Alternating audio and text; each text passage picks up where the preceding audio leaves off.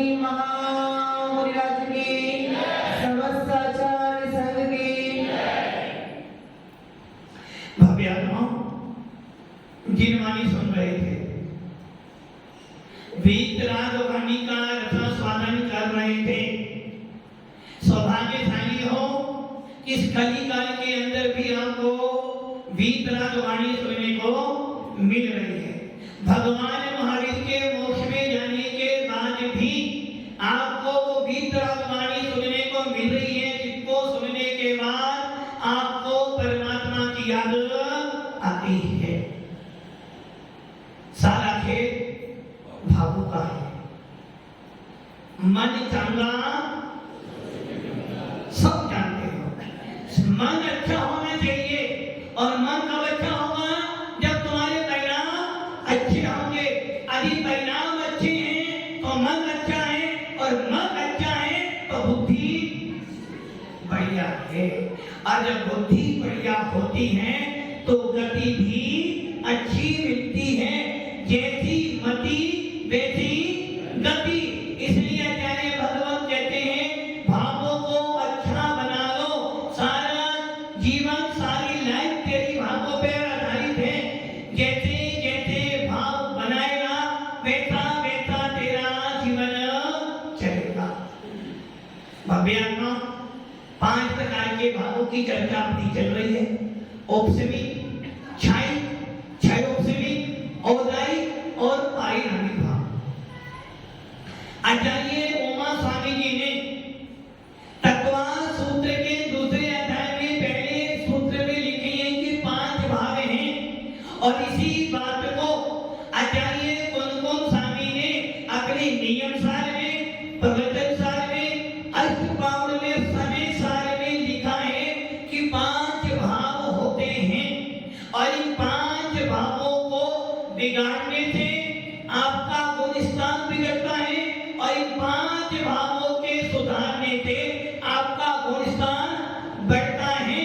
और इन 5 भावों में से कुछ भावों का विनाश कर देने से गुण स्थान अतीत होता है।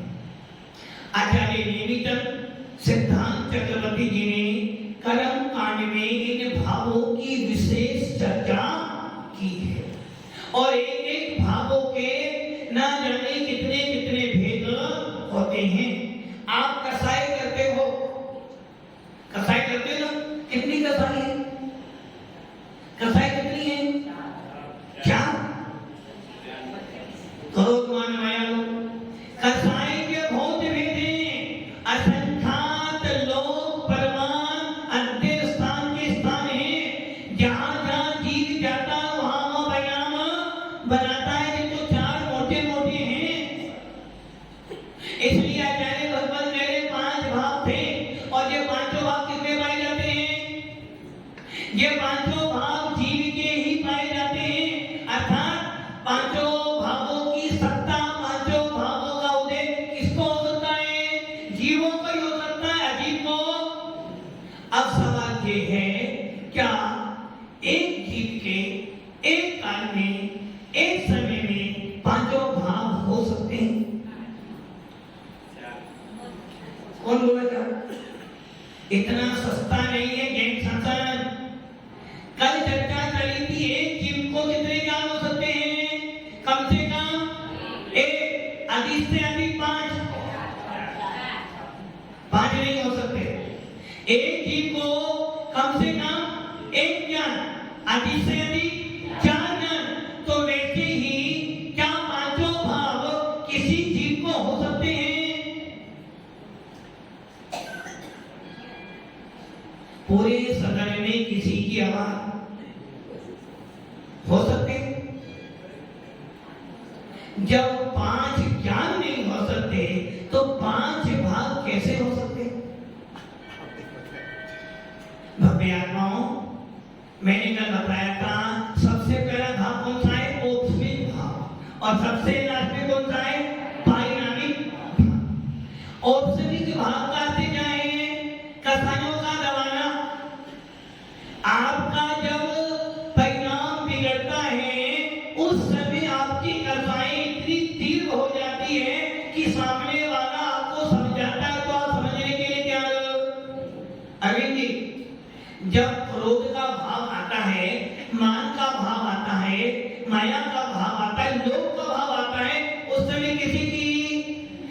सीजन का समय चल रहा हो, अरविंद जी, सीजन का समय चल रहा हो और मंदिर जी में पूजा चल रही हो, भादों के समय हो, क्या करते हो? भादों तो अगले साल भी, किंतु सीजन अगले साल आएगा नहीं आएगा जरूरी, क्या करते हो? सीजन के अंदर, भादों के अंदर भी, पर्व के दिनों के अंदर भी रात में महाराज जी लेट आना पड़ता है। तो जब सीजन आता है तो आपकी लोक कथाएं इतनी तीव्र हो जाती है कि आपको धर्म सुहाता नहीं है। वैसे ही जब आपकी कथाएं तीव्र होती है तो आपको चिरवानी अच्छी नहीं लगती है। इसलिए आचार्य भगवान कह रहे हैं औपचारिक भावों, जिन भावों के उत्पन्न होने में, जिन भावों के उत्पन्न होने में जीव के परिणामों की मंदता होती है उसे औपचारिक भाव कहते हैं। अर्थात जो भाव, औपचारिक भाव जो है वो कब उत्पन्न होता है? जब आपके परिणामों में थोड़ी सी निर्मलता आएगी। अर्थात जो भाव कर्मों के उपशम से उत्पन्न होता है उसे औपचारिक भाव कहते हैं। मान लो गणेश जी को बहुत ज्यादा क्रोध आ रहा था, बहुत ज्यादा परिणाम खराब हो रहे थे, विनोद जी ने उनका हाथ पकड़ा और महाराज के पास ले गए। बोलो क्या हुआ? क्या हुआ? क्रोध के भाव तो है, किंतु वो ये जानते हैं कि महाराज के सामने कुछ भी, जैसे समुद्र में बिल्ली और चूहा दोनों होते हैं। बिल्ली का स्वाद चूहे को खाने का है और चूहे का स्वाद क्या है?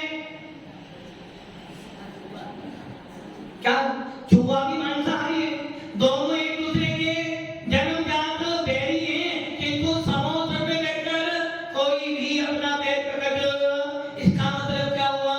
उनके अंदर बैर नहीं है, बैर तो है, किंतु सामने ऐसा निमित्त मिला है जिसके माध्यम से उनकी कथाएं भी दब। वैसे ही जब आपके परिणाम कुछ दबते हैं, जब आपके भावों में, कर्मों में उपशम होता है, उस समय आपको उत्पन्न होता औपचारिक भाव। बड़ी वेग से नलके से पानी आ रहा था, आपने उसमें हाथ लगा दिया, कपड़ा बांध के तो पानी कैसे आएगा? वो धीरे धीरे आएगा। वैसे ही जब आपके परिणामों में उथल पुथल होती है, जब आपके कर्मों का बहुत तीव्र उदय होता है, उस समय यदि आपने उन्हें दबा दिया तो उस समय आप जो है औपचारिक देखना लब्धि यही काम करती है। अभी आपने किसी त्यागी व्यक्ति का उपदेश सुना है और आपको क्रोध आ रहा था, तो वो देखना लब्धि क्या करेगी? उस समय आपके भावों को थोड़ा बहुत ऊपर नीचे कर देगी और भावों का ऊपर नीचे होना ही दबना है, और जब दबते हैं तो औपचारिक भाव उत्पन्न होता है। इसलिए आचार्य भगवंतों ने लिखा है, यदि तुझे मोक्ष मार्ग पर आना है, यदि तुझे अपनी आत्मा में प्रवेश करना है, यदि तुझे अपने जैन कुल का गौरव है, यदि तुझे अपने नाम के पीछे जैन लिखा है, तो सबसे पहले कथाओं को तीर कर लो, मन कर लो। लगता तो नहीं। अच्छा, मेरा भी एक सवाल है छोटा सा, मांगे सबसे ज्यादा कथाएं कहां पर उत्पन्न होती है?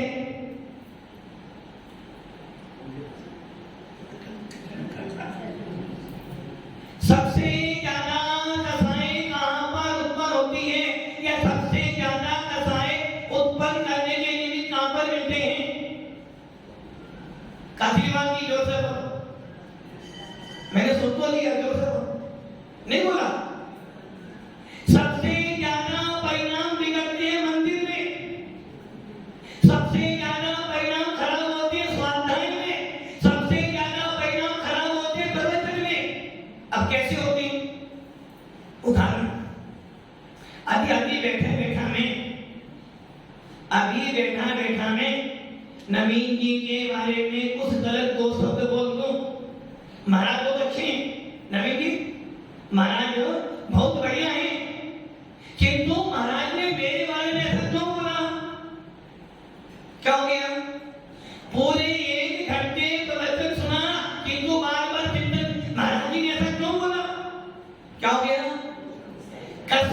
कि मंदिर जी में आने के बाद तो लड़ाई कर रहे हो, तुम बाहर जाकर दोनों गले मिल रहे हो।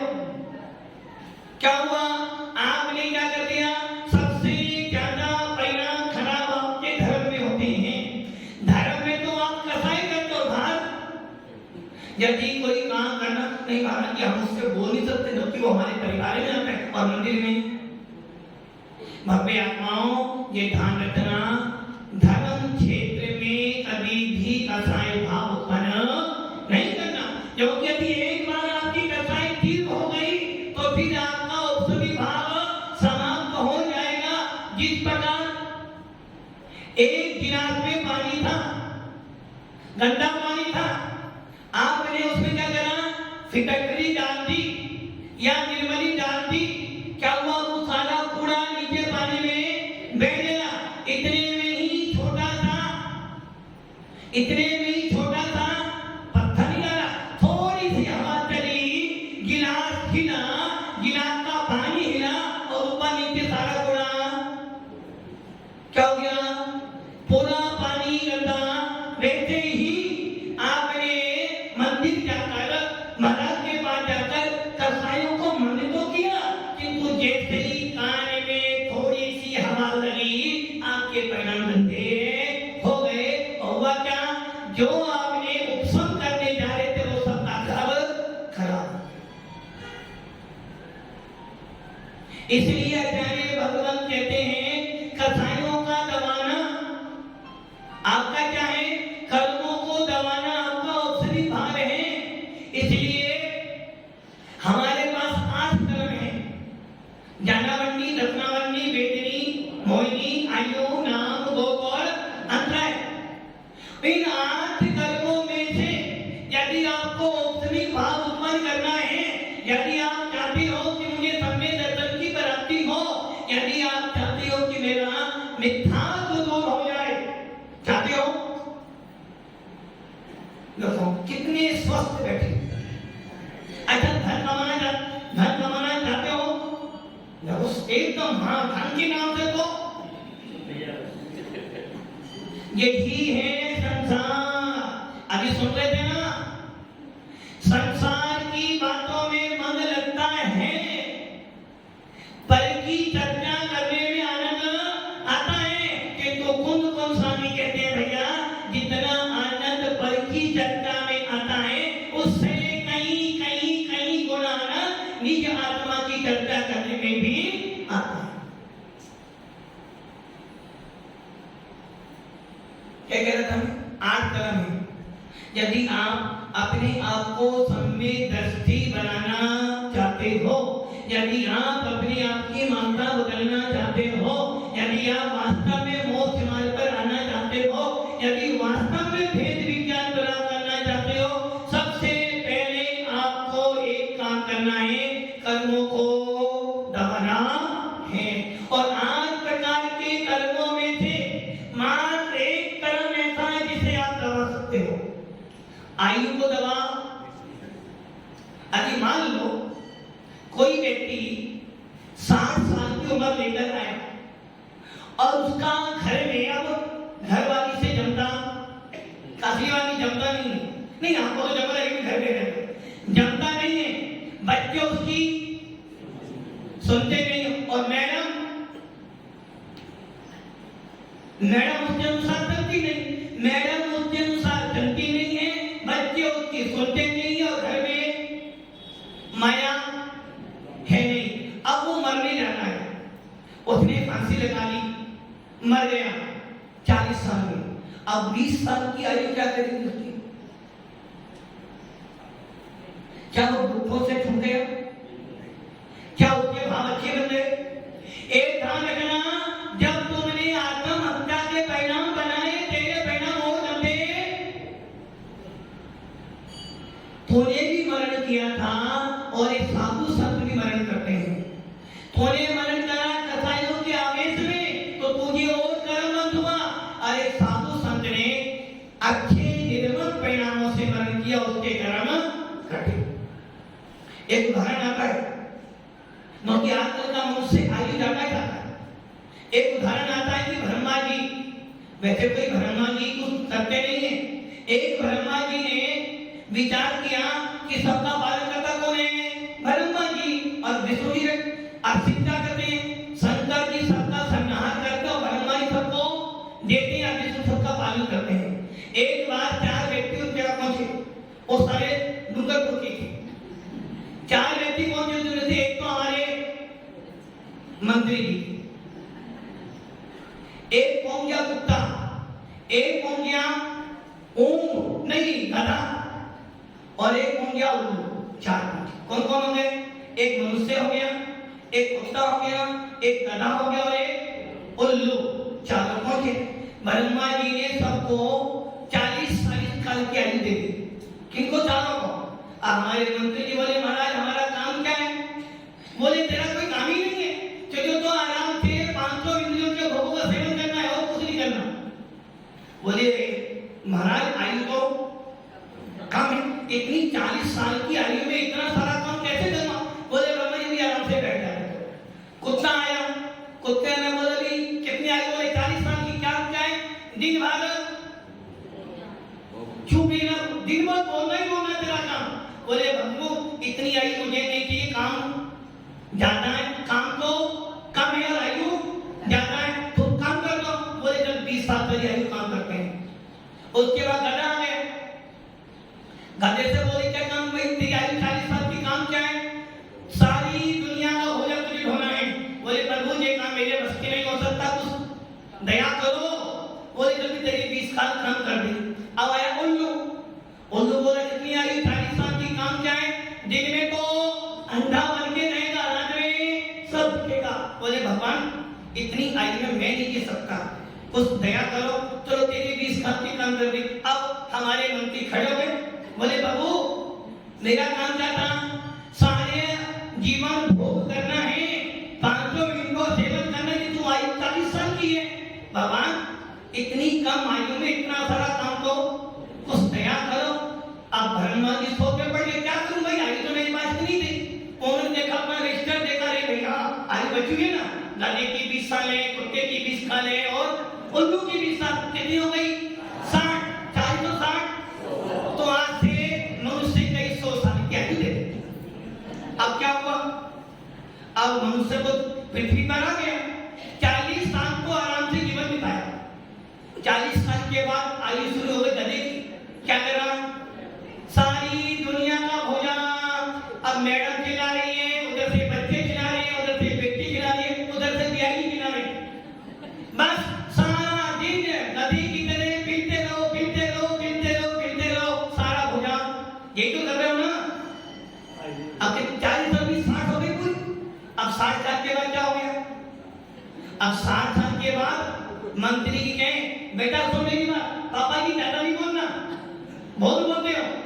अब बेटा दुकान पर जाए, पापा जी घर पे जाओ, तुम्हारे यहाँ कोई काम नहीं। घर जाए तो बहू रानी के पापा जी घर दुकान जाओ ना, तुम्हारे यहाँ पे काम ही नहीं है। बहू जरा सा बाहर जाए, कहाँ जा रही है? तूने क्या बनाया? हर काम में टोकना, हर काम में टोकना। और बेचारे बेटा को कहिए 2 ग्राम मरे तो काम चले। क्या हो गया? दिन भर का ये तो कर दो ना, सासुओं मम्मी को काम ही नहीं है, बहू कहाँ जा रही है, क्या करे, टोकना। तो क्या हो गया? 60 साल के बाद 20 साल किसकी मिल गई आपको? 2 बोल छुट्टी नहीं होते, कोई भी काम करो बोलते रहो, बोलते रहो, बोलते रहो। 80 दिन है। अब आ गए आपके 81 साल। अब क्या हो गया? अब दिन में तो नहीं दिख रहा। अब रात में बहू क्या कर रही है, बेटा क्या कर रहा है, कहाँ जाता है, क्या करता है, बस क्या हो गया? अब सोच लो आपकी लाइफ यही है। देख लो अभी लाइफ, आपकी लाइफ यही है नहीं क्या?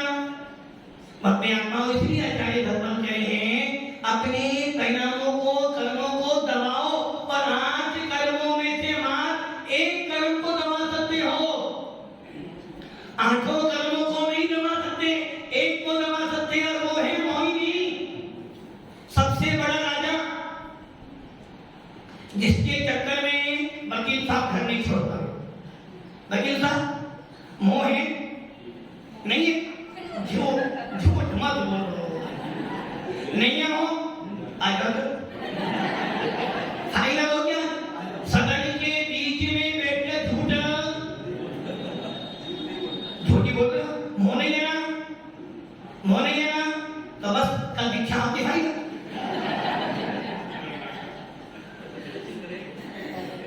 फाइनल ना? यही वो है, उन्हें पता है मेरे बिना घर नहीं चलेगा, और घर चल भी जाए तिजोरी तो नहीं खोलूंगा ना। यही वो है। इसलिए आचार्य कह रहे हैं अनादि काल से तूने क्या क्या मोह महामत पियो, अनादि भूल आपको शराब पीने वाला। मद भी दो प्रकार का है। कौन कौन सा क्यों की? शराब दो प्रकार की। कौन सी? शराब दो प्रकार की। मौके में बात ही नहीं कर रहा। शराब दो प्रकार की, देसी और विदेशी। विदेशी में जो आनंद है वो देसी में, किंतु एक ध्यान रखना, देसी पियो विदेशी पियो वो तो तुम्हारा एक भाव बिगाड़ेगी, किंतु मोह को तुमने अनादि काल से पिया है, जो तुम्हें अपनी आत्मा से मिलने नहीं देना है। ये मोह तुमको अपने भगवान आत्मा का परिचय नहीं होने देना है, और ये मोह तेरे को कर्मों का उपशम करने नहीं दे रहा है। महाराज कह रहे आजा, वो अपन को देखते ना संसार दर्शन। संसार दर्शन काफी बार भी देखा। कितनी बार देखा? बहुत बार। मैंने तो एक बार भी देखा, फिर भी महाराज बोले और आपने समय सार 10 बार 15 बार 50 बार पढ़ तो लिया, किंतु जीवन में उतरा। कपड़े पहने पहने समय सार पढ़ते हो और चर्चा करते हो मुनियों की। अरे भैया, समय सार लिखने वाला कौन था? एक दिगंबर संत। समय सार का आनंद लेने वाला कौन था? एक दिगंबर संत। और समय सार की चर्चा करने वाला कौन था? एक दिगंबर संत। उसने तो पहले अनुभव किया फिर लिखा, और आप तो कपड़े में पहने पहने अनुभव कर दो, चर्चा कर रहे। क्या करना आपने को? क्या करना?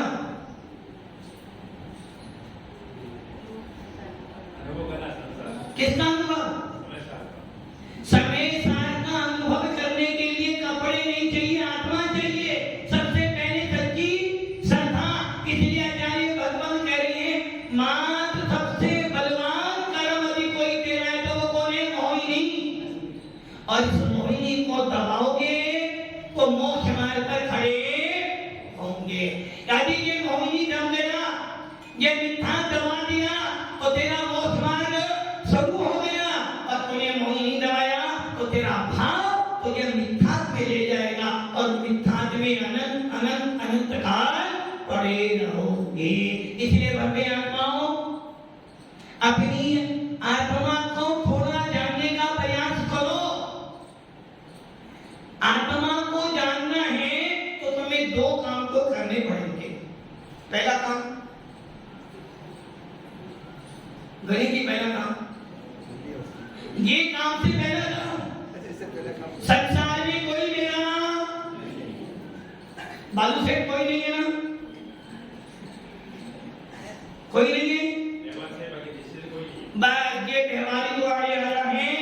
महाराज जी, मकान तो तुम्हारा ही है, किंतु जाना सारी चीजों में व्यवहार लगाते हो, किंतु मोक्ष मार्ग में कभी जाते व्यवहार छोड़ो। आचार्य उनको स्वामी कहते हैं जिसका व्यवहार खरा उसका निश्चय खरा, जिसका व्यवहार बढ़िया उसका निश्चय सुपर। तो पहले व्यवहार छोड़ना, जवाब भी छोड़ना पड़ेगा। अज्ञानों बहुत सस्ता है किसी की चर्चा करना, बहुत कठिन है आत्मा का वेदन करना। ये ध्यान रखना। साधु संत को आएंगे और उसी में आत्मा और साधन में लिखा है। आचार्य गुणभद्र स्वामी लिखते हैं एक जीव तो वो होता है जो महावीर बनता है, अर्थात जिस प्रकार महावीर बनने का गया ऋषियों में फंसे नहीं, विवाह नहीं किया। और एक होती आदि ना, एक जीव तो वो है जो ऋषियों में फंसते नहीं, फंसते उत्तम। एक जीव वो होती है जो ऋषियों में फंसते तो नहीं, जैसे हमारे गणेश जी फंस तो गए, निकलना ही नहीं, निकल जाऊंगा निकलूंगा, करूंगा करूंगा करूंगा, कब करूंगा? अनादि काल से जब ये जीव माता के गर्भ में आता है, क्या सोचता है? इस बार बाहर आने के बाद ऐसा पुरुषार्थ करूंगा कि द्वारा फिर क्या किया? जैसे ही आंख खुली, मुंह में पड़ा, एक छोटा सा बच्चा जो अभी बैठा हुआ उसे भी पता ही नहीं मां, किनको ये नहीं पता आत्मा। इसलिए भव्य आत्मा बहुत कठिन है मुंह को तोड़ना, किंतु जितने एक बार मुंह को तोड़ दिया समझ लेना वो व्यक्ति मोक्ष मार्ग पे खड़ा। देश भूषण कुल भूषण, सुदर्शन जी देश भूषण कुल भूषण कहाँ जा रहे थे? राजमहल जा रहे थे गुरुकुल से। रास्ते में देखा कि एक महल की अटारी में एक लड़की खड़ी है, उस पर दोनों का मन आ गया और कहते साथी तो मैं ही करूंगा, किंतु जब पता चला कि ये तो मेरी ही बहन है, तुरंत कहाँ चले गए? कहाँ चले गए? साधु बन गए। एक सफेद बाल देखा काशीराम जी, सफेद बाल आ गया, दाई नहीं करना। सफेद बाल देखा एक महाराज बन गए, और आपने तो सुदर्शन जी काले बाल तो है ही, सारा सफेद ही है। मतलब कि नियमित मिल रहा है। यमराज कह रहा भैया सफेद बाल हो गए, चश्मा अब भी सुधर जा, बलराम वकील साहब फिर चल करके चल रहे करके कौन हिल रहा? महाराज की हिम्मत। अरे भैया परिणामों को हिलाओ, परिणामों को सुधारो। ये ध्यान रखना, बड़े भाग्य से मिला है जैन कुल, बड़े भाग्य से मिली है मनुष्य पर्याय, और उसमें भी सबसे ज्यादा कठिन सच्चा धर्म मिला है तो जिन शासन मिला है, विद्या धर्म मिला है, और देव साधु का सानिध्य मिलने के बाद भी यदि अपनी आत्मा को मिथ्यात्व से अलग नहीं कर पाए, अपने भावों को निर्मल नहीं कर पाए, तो 84 लाख योनियों में भटक भटक कर जीवन को बर्बाद कर लेना। इसलिए भव्य आत्मा जरूरी है अपने भावों को निर्मल करो, औपसमिक भाव को उत्पन्न कर लो, अपने कर्मों को दबाना शुरू कर दो। दबाना किसको है? मोह को। आठों कर्मों में एक मोहिनी कर्म राजा है, और तुम कौन हो महाराजा? जितनी सामर्थ्य मोहिनी में है उससे अनंत अनंत अनंत शक्ति का धारी तेरा भगवान आत्मा है।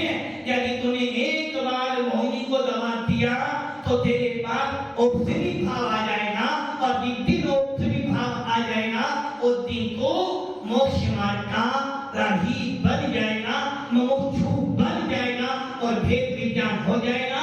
सब लोग तेरे को भव्य कहेंगे। इसलिए क्या करना है? क्या करना है? भावों को अच्छा क्या बिगाड़ना है? वो तो घर जाओगे मालूम पड़ेगा कैसे कैसे भाव बिगाड़ते हो। महाराज की पीठ हमारी छूट, क्या वो तो माता तो दया करके कर्मों से छुड़ा देना, इतनी से बिने तुमसे उत्तर कर लो। माता तो दया करके चरणों से छुड़ा देना, इतनी सी बिने तुमसे कर्मों में जगा। यहाँ से जाने के बाद नहीं काम करना तुम्हें। यहाँ जब तक बैठे हो, आत्मा अच्छी लग रही है, बातें अच्छी लग रही है, महाराज बहुत अच्छा कह रहे हैं, बहुत अच्छा कह रहे हैं, और मन में भाव आ रहे हैं, हे भगवान कहाँ फंस गया? अभी महाराज 2 साल से आते तो महाराज बनता, अब महाराज आ गए हैं, अब क्या करूं? पत्नी छोटी नहीं, बच्चे मानते नहीं, अब तो निभाना को। और जैसे ही यहाँ से उतरोगे ना, अरे महाराज को गए ना, साथ कौन जाएगा? मेरे